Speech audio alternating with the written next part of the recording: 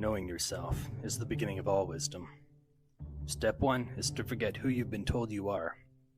The only way to truly know yourself is to look inside yourself, but until you've learned how to do that, there are many beginner tools outside of yourself you can learn to use.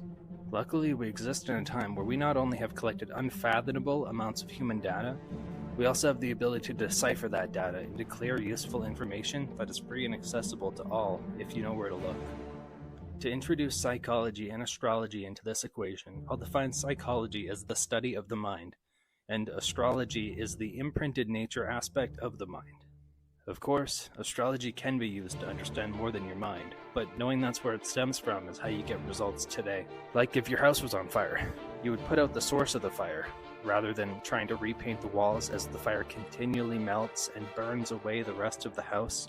So, now that we know psychology is the study of the mind and astrology is the observation of how the mind is shaped by nature at birth, you can use that information to sort of look at or understand your default circuits.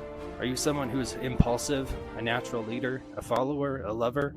Are you only lucky on Tuesdays? Let's find out. Astrology is the pencil crayons of the artist's toolbox. Useful and can produce results, but a bit outdated. Palm reading tea leaves is the charcoal on the cave wall equivalent to the history of the evolution of art comparison. The most modern methods are still evolving and coming out every day as we slowly learn how to bridge the gap between what is understood and what is known.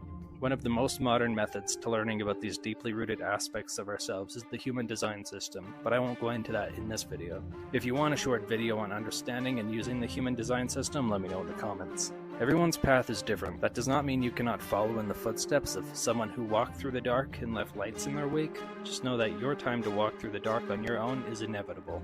That also does not mean you have to do it alone. You can seek guidance, but no, that's all it is, just guidance. I can make parallels and predictions, but using your own discernment is how you learn to navigate the dark, which brings us back to the start. Mastering discernment is mastering what is and isn't to you. Trial and error is the hero's method of finding out who they are, but knowing what your innate natural tendencies are is a great way to start yourself on the path of making yourself happier today.